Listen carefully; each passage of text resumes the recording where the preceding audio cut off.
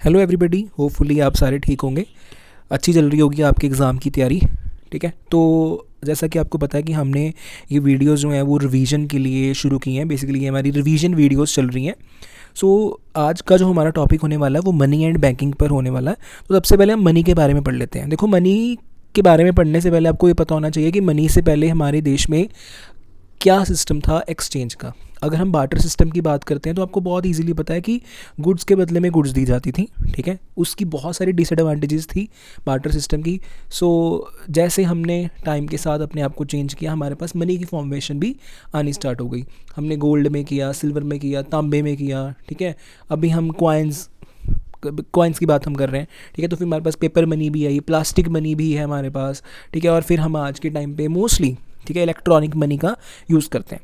सो ये जो बहुत ही कॉमन से टॉपिक आपको पता है, आपने पूरा साल इसके बारे में बहुत ही अच्छे तरीके से टेस्ट भी दिए होंगे, पढ़ा भी होगा, प्री बोर्ड्स तक पढ़ा होगा। ठीक है, तो मनी क्या है, मनी के बारे में पढ़ लेते हैं। देखो, money can be defined as anything. Money कुछ भी डिफाइन हो सकती है, जिसका मतलब क्या होता है, which is generally accepted as a medium of exchange, जो एक एक्सचेंज के बदले में दी जाती है। ठीक है, एट सेम टाइम जब भी हम कोई भी वैल्यू या कोई भी गुड्स को या सर्विस को किसी से भी लेते हैं या किसी की गुड या सर्विस को हम दे रहे हैं। ठीक है, सो जो भी उसमें एक मीडिएटर का, ठीक है, एक एक्सेप्टेंस का रोल प्ले कर रही होगी, उसे हम मनी कहेंगे। ठीक है, इसको हम स्टोर भी कर सकते हैं, ये फ्यूचर पेमेंट के लिए भी एप्लीकेबल हो सकती है। तो अगला जो टॉपिक है मनी से रिलेटेड, आपको केस स्टडी भी दिख जाएगी, एमसीक्यू भी दिख जाएगा इसमें, फंक्शंस ऑफ मनी। ठीक है, तो हमारे पास बेसिकली 3 फंक्शंस है। आपकी बुक में 2 फंक्शन हो गए, बट आपको इसमें अभी 3 फंक्शंस लिखने हैं। पहला प्राइमरी, दूसरा सेकेंडरी, तीसरा कॉन्टीजेंट फंक्शन। प्राइमरी तो देखो पता ही है आपको कि मनी का जो मेन मुद्दा है वो क्या है, मीडियम ऑफ एक्सचेंज। आपके पास मनी है तो आप कोई भी गुड खरीद सकते हो और कोई भी सर्विस ले सकते हो। दूसरी चीज़ क्या है कि कॉमन मेजर ऑफ वैल्यू। आपको पता है कि ये पर्टिकुलर गुड कितने की, आप अपना इस टाइम वीडियो देख रहे हो, जोन से मर्जी फ़ोन से आप देख रहे हो। ठीक है, उसका आपको पता है कि उसका प्राइस क्या होगा। ठीक है, जो भी आपके आसपास जो भी गुड्स दिख रही हैं आपको, जो भी आपने सर्विसेज ली हैं, आपको पता है कि हाँ उनकी वैल्यू कितनी है। सो मनी एक ऐसा मेजरमेंट आपको प्रोवाइड करती है। अगला फंक्शन है हमारा सेकेंडरी फंक्शन। आप मनी की हेल्प के साथ फ्यूचर में पेमेंट कर सकते हो।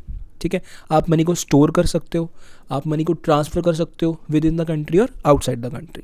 तो कॉन्टीजेंट फंक्शंस क्या है मनी के, आपको एक क्रेडिट का बेसिस प्रोवाइड करती है मनी। आप इसको लिक्विड फॉर्म में भी आप अपने घर में रख सकते हो, जैसे कि आपने गोल्ड रखा हुआ है, गोल्ड के रिजर्व्स रखे हुए हैं। कोई आपको शौक है, ठीक है, कोई एक्सपेंसिव चीज़ें खरीदने का, जिसको आप इमीडिएटली बेच के पैसा ले सकते हो। ठीक है, ऐसी चीज़ें। ठीक है, बेसिस ऑफ प्राइस मैकेनिज्म, आप इन्फ्लेशन और डिफ्लेशन के अकॉर्डिंगली अपना प्राइस कम भी कर सकते हो, बढ़ा भी सकते हो as per demand. Maximum profit earn कर सकता है प्रोड्यूसर। ठीक है, कंज्यूमर को सेटिस्फाई करता है मनी। ठीक है, और लास्ट इनकम डिस्ट्रीब्यूशन में मनी क्या है, एक हेल्प प्रोवाइड करता है। So these are your functions, primary, secondary and contingent. आगे जो हमारा टॉपिक है, जैसे मैंने वीडियो की शुरुआत में कहा कि मनी से पहले क्या था, बार्टर सिस्टम था। तो बार्टर सिस्टम का दूसरा नाम क्या है, आपको कमेंट बॉक्स में बताना है कि बार्टर सिस्टम का दूसरा नाम क्या होता है। ठीक है, सो बार्टर सिस्टम क्या होता है कि हम डायरेक्ट एक्सचेंज कर रहे हैं goods for goods without the use of money, as simple as that. आगे जो हम बात कर रहे हैं दैट इज़ डिफिकल्टीज। जैसा कि मैंने आपको बताया कि बार्टर सिस्टम में हमारे पास बहुत सारी लिमिटेशंस थी। दैट्स वाई बार्टर सिस्टम जो है एक इफेक्टिव एक्सचेंज मैकेनिज्म नहीं है एज़ कम्पेयर टू मनी। सबसे पहले ही हमारे पास जो लिमिटेशन आती है वो यही आती है कि lack of common measure of value. हमें ये नहीं पता होता कि एग्जैक्ट वैल्यू हमारे गुड की क्या है, क्या जो हम खरीद रहे हैं और जो हम उसको दे रहे हैं बदले में, क्या उनका प्राइस या उनका वैल्यू सेम है, डिफरेंट है, हमें यही नहीं पता होता बार्टर सिस्टम में। आगे जो है हमारा lack of double coincidence of wants. Basically इसका मतलब होता है, lack of double coincidence of want का मतलब होता है कि हमें ट्रेड करने के लिए 2 बंदे चाहिए, साइमल्टेनियसली उनका जो इंटरेस्ट होगा एक्सचेंज करने का वो सेम होना चाहिए। सपोज़ मेरे पास अगर कॉटन है, तो सामने वाला पर्सन मेरे को ऐसा ढूंढना पड़ेगा जिसको कॉटन की इस टाइम नेसेसिटी है, और मेरे को ये देखना पड़ेगा कि मेरे को इस टाइम किस चीज़ की ज़रूरत है। सपोज़ मेरे को फ्लोर चाहिए, तो मुझे ऐसा बंदा ढूंढना पड़ेगा कि जिसके पास फ्लोर हो। ठीक है, और उसे किस चीज़ की ज़रूरत हो, उसके पास कॉटन की, उसको कॉटन चाहिए हो बेसिकली। ठीक है, सो बेसिकली ये एक बहुत ही बड़ी लिमिटेशन थी बार्टर सिस्टम में। डेफर्ड पेमेंट्स नहीं आप कर सकते, फ्यूचर की पेमेंट नहीं आप कर सकते, स्टोर नहीं कर सकते आप चीज़ों को। अगर गुड्स के बदले में गुड्स आर एक्सचेंज होंगी तो अब कौन कौन सी गुड को स्टोर करते रहोगे, ठीक है। डिविजिबिलिटी नहीं है, मैंने अभी आपको कहा कि मेजरमेंट नहीं है, ठीक है। डिफ़िकल्टी हो सकती है एक्सचेंज करने में सर्विसेज को, ठीक है। मतलब ऐसी और भी आप अपनी लिमिटेशन लिख सकते हो, but I think 6 limitations enough होंगी। सो अगला टॉपिक है हमारा supply of money. Supply of money देख लेंगे जी। सप्लाई ऑफ मनी को पढ़ने से पहले आपको ये पता होना चाहिए कि who are the suppliers of money. So there are 3 kind of suppliers of money in India. इसको लिख भी लो अपनी कॉपी में, अगर आपको याद हो तो वेल एंड गुड है, मेरे साथ साथ बोलो। First one is your RBI, second one is your government and third one is your commercial bank. RBI क्या करता है, मार्केट में, इकॉनमी में इन्फ्लेशन और डिफ्लेशन की सिचुएशन को कंट्रोल करता है, ठीक है। पैसे को जो है जो भी आपकी डिनोमिनेशंस हैं, ठीक है, 200, 100, 500, ठीक है, इसका सारे का सारा जो भी देखता है, कंट्रोल करता है मनी को, ठीक है, वो RBI करता है। बैंकर्स बैंक RBI को कहते हैं हम। गवर्नमेंट क्या करती है, गवर्नमेंट क्वाइंस और 1 रुपी नोट को इशू करती है। मिनिस्ट्री ऑफ फाइनेंस क्या करता है कि क्वाइंस और 1 रुपी नोट को इशू करता है, ठीक है। और हमारे फाइनेंस मिनिस्टर कौन है, आपको ये भी कमेंट बॉक्स में बताना है। और आप जिस भी स्टेट से बिलोंग करते हो, पंजाब से अगर कोई बंदा देख रहा है तो प्लीज़ कमेंट बॉक्स में बताना कि हमारे पंजाब के फाइनेंस मिनिस्टर कौन है। अगला है जी हमारा लास्ट, कमर्शियल बैंक्स। आपको पता है कि डायरेक्ट लोगों से डील कौन करते हैं, कमर्शियल बैंक करते हैं। सो एक बहुत छोटा सा टॉपिक था कि who are the suppliers of money, आपको पता होना चाहिए। तो सप्लाई ऑफ मनी का मतलब क्या होता है, जितनी भी इकॉनमी में कॉइन्स हैं, करेंसी है, डिमांड डिपॉजिट्स हैं, इस सारे के सारे कंक्लूजन को हम क्या कहते हैं, सप्लाई ऑफ मनी कहते हैं। लिखा भी हुआ देखो, इसका एक कह लीजिए फॉर्मूला भी है, C+DD+OD। सी का मतलब क्या होता है, currency and coins with the public, जो पैसा लोगों के पास पड़ा है। डिमांड डिपॉजिट, लोगों का पैसा बैंक में पड़ा है। अदर डिपॉजिट, कोई भी लिक्विड कैश, ठीक है, जो अदर देन द कैश हो, ठीक है, वो इसमें आ जाएगा आपका M1 में। आपको ये M2, M3, M4 नहीं है, आपको सिर्फ M1 तक ही है। बट M2, M3, M4 आपका आगे ग्रेजुएशन लेवल के लिए इंपॉर्टेंट है। आगे बात कर लेते हैं जी कमर्शियल बैंक्स के बारे में। कमर्शियल बैंक कौन कौन से होते हैं, जो भी आपको आपके आसपास के एरिया में दिख रहे होंगे बैंक, ठीक है। SBI हो गया, HDFC हो गया, ICICI हो गया, इतने भी जो भी आपको बैंक दिख रहे हैं आपके घर के आसपास या आपके शहर में कहीं भी आपको दिख रहे हैं, वो सारे के सारे कमर्शियल बैंक हैं, जो बेसिकली लोगों के साथ डील करते हैं, आपके साथ डील करते हैं, ठीक है। इनका मेन मुद्दा क्या होता है कि लोगों को लोन प्रोवाइड करना और अर्न करना प्रॉफिट। बेसिकली इकॉनमी में पैसे को सर्कुलेट करने की जिम्मेवारी किसकी होती है, SBI की होती है, ठीक है। तो इसके फंक्शंस कर लेते हैं। इसके भी आपके पास 3 तरह के फंक्शंस हैं, दो तरह के फंक्शंस हैं, प्राइमरी और सेकेंडरी। सेकेंडरी की हमें 2 टाइप्स दिख जाती हैं। तो पहले प्राइमरी फंक्शन के बारे में बात कर लेते हैं। प्राइमरी फंक्शन यानी कि मेन फंक्शन कमर्शियल बैंक का, SBI की एग्जांपल ले लेते हैं हम यहाँ पे। फर्स्ट फंक्शन क्या है कि एक्सेप्टिंग डिपॉजिट्स। मेन मुद्दा क्या है कि लोगों का पैसा इसने एक्सेप्ट करना है एज अ डिपॉजिट, एडवांस करना लोन। अगर किसी व्यक्ति को लोन की ज़रूरत है, वो किसके पास जाएगा, ऑफ कोर्स SBI के पास जाएगा, या ऐसे ही कई और कमर्शियल बैंक के पास जाएगा। और ये bills of counting, bill of exchange का मतलब होता है कि हम बैंक बिजनेस अपनी सेल्स को फ्यूचर के लिए बैंक या फाइनेंशियल इंस्टीट्यूट को सेल कर देता है, ठीक है, फॉर इमीडिएट कैश, यानी कि उसको भी कैश की ज़रूरत है, तो उसने अपनी जो फ्यूचर सेल्स हैं, जो भी उसको प्रॉफिट होगा फ्यूचर में या कुछ भी ऐसी एक चीज़, वो उसने किसको दे दी, बैंक को दे दी, उसे हम बिल्स ऑफ एक्सचेंज कहते हैं, डिस्काउंटिंग बिल ऑफ एक्सचेंज कहते हैं, ठीक है। हाँ जी, आगे जो हमारा है सेकेंडरी फंक्शन। सेकेंडरी फंक्शन मेरी फर्स्ट टाइप है एजेंसी फंक्शन। ये एजेंसी फंक्शन वो वाले होते हैं जो बैंक आपके बिहाफ पे काम करता है। सबसे पहले ट्रांसफ़र ऑफ फंड। बैंक क्या करता है कि किसी भी दूसरे पर्सन को आपके बिहाफ पे फंड ट्रांसफ़र करता है। जैसे आपने चेक बुक में मतलब अपनी अमाउंट लिखी, तो आपके बिहाफ में वो बैंक क्या करेगा, पेमेंट कर देगा। कलेक्ट करता है फंड को, किसी ने आपको पेमेंट की या आपके बिहाफ पे उसने क्या, बैंक ने क्या कर दिया, फंड को कलेक्ट कर लिया।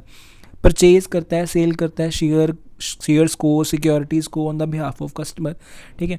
कलेक्ट करता है डिविडेंड, इंटरेस्ट, ये तो मतलब बहुत ही कॉमन से पॉइंट है, ठीक है। इंश्योरेंस प्रीमियम पे कर देता है, ठीक है। एक ट्रस्टी का रोल प्ले कर देता है बैंक, ठीक है। वो अपने कस्टमर का एक रिप्रेजेंटेटिव होता है, ठीक है, अगर हम कंक्लूजन की बात करें। आगे हमारा general utility function. General utility function भी सेम है ऐसा ही, परचेज एंड सेल करता है फॉरेन एक्सचेंज। अगर आपको सपोज फॉरेन में पैसा भेजना है तो वो करेंसी को क्या कर देगा, एक्सचेंज कर देगा, आपको उसमें कोई हेड लेने की ज़रूरत नहीं है। आपके जो ट्रैवलर चेक होते हैं वो उसको इशू करने में हेल्प करता है, ठीक है। सेफ एक कस्टडी है, आपको लोकर फैसिलिटीज़ वगैरह प्रोवाइड कर देता है, ठीक है। ऐसे कुछ पॉइंट्स हैं जो बेसिकली कमर्शियल बैंक कस्टमर के बिहाफ पे करते हैं। सो आगे जो हमारा टॉपिक है दैट इज़ सेंट्रल बैंक। ये बहुत इंपॉर्टेंट टॉपिक है, आपको एग्ज़ाम में इससे रिलेटेड क्वेश्चन डेफिनेटली दिखेगा। आपको ऐसा पूछ लेगा कि इन दो फंक्शंस को एक्सप्लेन करो, या कोई एनी टू फंक्शंस को एक्सप्लेन कर दो। ऐसे क्वेश्चन आपको देखने को मिल जाते हैं एग्जाम में सेंट्रल बैंक वाले टॉपिक से। आपको पता है कि सेंट्रल बैंक क्या है, हमारा आरबीआई है, reserve bank of India. RBI का आपको एक्ट भी पता होना चाहिए, आपको कमेंट बॉक्स में बताना है ये वाला पॉइंट तो, ठीक है। और आपको आरबीआई की स्टैब्लिशमेंट भी पता होनी चाहिए, ये दोनों चीज़ें आपको पता होनी चाहिए, ठीक है। इन दोनों ईयर्स को आपको मेरे को कमेंट बॉक्स में बताना। तो सेंट्रल बैंक देख लो जी क्या है, सेंट्रल बैंक को हम आरबीआई कहते हैं, अपेक्स इंस्टीट्यूशन है, ठीक है, जो मॉनेटरी और फाइनेंशियल सिस्टम को कंट्री में बनाए रखता है, ठीक है। और it makes monetary policy of the country in public interest, ठीक है। मॉनेटरी पॉलिसी को बिल्ड करता है। इन्फ्लेशन डिफ्लेशन जो भी हमारी इकॉनमी में हो रहा है उसके पीछे कौन होता है, आरबीआई होता है।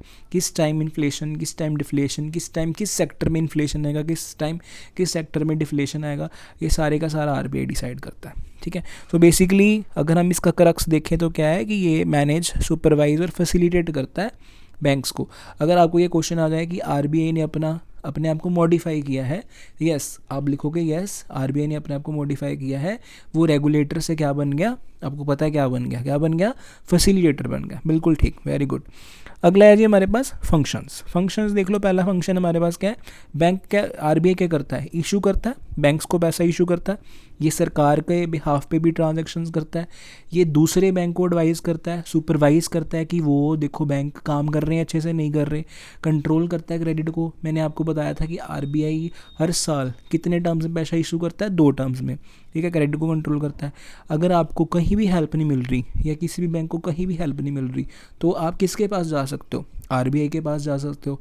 हमारे देश में फॉरेन करेंसी रिजर्व्स हों, लोगों को कोई दिक्कत ना आए, उसके पीछे की जिम्मेवारी किसकी होती है, सिर्फ और सिर्फ आरबीआई की होती है। सो दैट्स वाई हम इसको क्या कहते हैं, custodian of foreign exchange reserves कहते हैं। ये तो बहुत क्लियर है आपको, आपने ऑलरेडी पढ़ी हुई चीज़ें।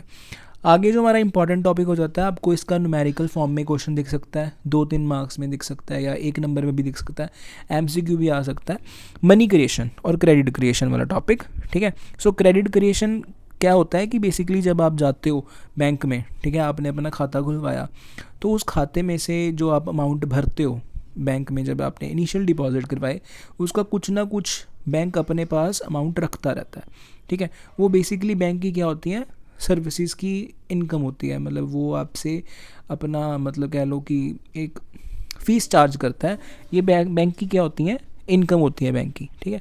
सो ये 2 फॉर्म में हो सकती है, एक तो इनिशियल डिपॉजिट की फॉर्म में हो सकती है, दूसरा एलआरआर, लीगल रिजर्व रेशो, या जिसको हम कैश रिजर्व रेशो भी कहते हैं। इन 2 फॉर्म्स में क्या है, ये मनी क्रिएशन या क्रेडिट क्रिएशन हो सकती है।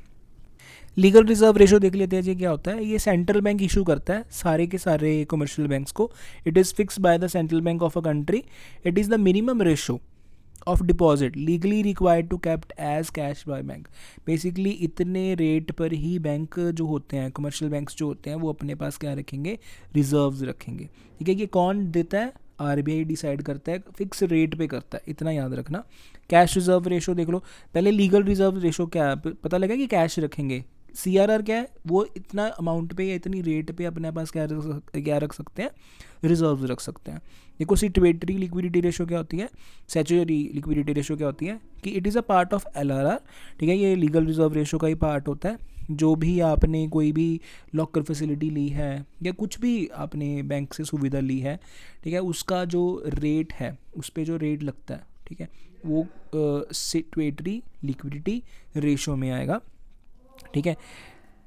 रेपो रेट देख लो जी। रेपो रेट क्या होता है, बेसिकली रेपो रेट होता है कि जो सेंट्रल बैंक इशू करता है अपने कमर्शियल बैंक को, जब कभी भी कमर्शियल बैंक के पास शॉर्टफॉल आ जाए, ठीक है, इमीडिएट कैश की आवश्यकता हो कमर्शियल बैंक को, तो कमर्शियल बैंक किसके पास जाते हैं, आरबीआई के पास जाते हैं उस इमीडिएट कैश की ज़रूरत को पूरा करने के लिए। अब ये इमीडिएट कैश या क्रेडिट आरबीआई देता है कमर्शियल बैंक को, और जिस रेट पे देता है उस रेट को हम क्या कहते हैं, रेपो रेट कहते हैं। बेसिकली इसको वर्डिंग को ध्यान से पढ़ना, देख लो जी क्या, repo rate is the rate at which central bank of a country lends money to commercial bank, ठीक है, क्योंकि वहाँ पे शॉर्टफॉल हो गया। Repo rate is used by monetary authorities to control inflation, ठीक है। रेपो रेट क्यों होता है, बिकॉज मॉनेटरी अथॉरिटीज़ इशू करती हैं और इन्फ्लेशन को कंट्रोल करने के लिए, ठीक है। सो ये वाली चीज़ देख लेना, आपकी बुक में एक डिस्क्रिप्शन दी होगी, इसमें भी लिखा हुआ है वैसे, ठीक है, ये ध्यान से पढ़ना। अगर इंक्रीज़ हो जाए रेपो रेट तो क्या होता है, डिक्रीज़ हो जाए रेपो रेट तो क्या होता है, ये वाली चीज़ इंपॉर्टेंट है। रिवर्स रेपो रेट देख लो जी क्या होता है, अब उस लोन को वापस भी तो करना है, जिस रेट पे करेगा कमर्शियल बैंक आरबीआई को वापस, उस रेट को क्या कहेंगे, रिवर्स रेपो रेट कहेंगे। अब इसका भी देख लेना, जो डिस्क्रिप्शन लिखी हुई है ना ये वाली, ये चीज़ इंपॉर्टेंट है, इसको ध्यान से पढ़ना। इंक्रीज़ हो जाए क्या होता है, डिक्रीज़ हो जाए क्या होता है, ये चीज़ वेरी इंपॉर्टेंट है, ध्यान से देख लेना इसको। आगे है, आगे आपको पता है फिएट मनी क्या होती है, जो सरकार के ऑर्डर के द्वारा इशू की जाती है उसको फिएट मनी कहते हैं। इसकी वर्डिंग को अच्छे से देख लेना, ठीक है, this wording is very important for your board exams, ठीक है। फिड्यूशियरी मनी भी आपको पता है कि क्या होती है, कि ट्रस्ट बिटवीन पेयर एंड पेई, ठीक है, उसको हम फिड्यूशियरी मनी कहते हैं। आगे high powered money, high powered money जो होती है वो फिजिकल कैश और बैंक रिजर्व्स, ठीक है, यानी कि लोगों के पास कितना पैसा पड़ा है नोट्स और कॉइन्स की फॉर्म में। वॉल्ट कैश जो होता है कि इंपॉर्टेंट पॉइंट है, वॉल्ट कैश देख लेना, ठीक है, वॉल्ट कैश रिलेटेड एमसीक्यू या कुछ भी आ सकता है आपको। और बैंक रिजर्व्स, जो पैसा बैंक्स में या बैंक का रिजर्व जो आरबीआई के पास पड़ा है, ये सारे का सारा हाई पावर्ड मनी है, ठीक है। सो आज की हमारी वीडियो में हमने ये मनी एंड बैंकिंग चैप्टर जो है हमारा कंप्लीट कर लिया, ठीक है, इसके रिवीजन नोट्स कंप्लीट कर ले। तो कल फिर मिलेंगे, कल एक नई वीडियो के साथ मिलेंगे। ध्यान से पढ़ना, अच्छे से पढ़ना, दिल लगा के पढ़ना, बिकॉज बहुत ही थोड़ा टाइम रह चुका है बोर्ड्स के लिए, और सभी सब्जेक्ट को इक्वल टाइम देना। All the very best for exams.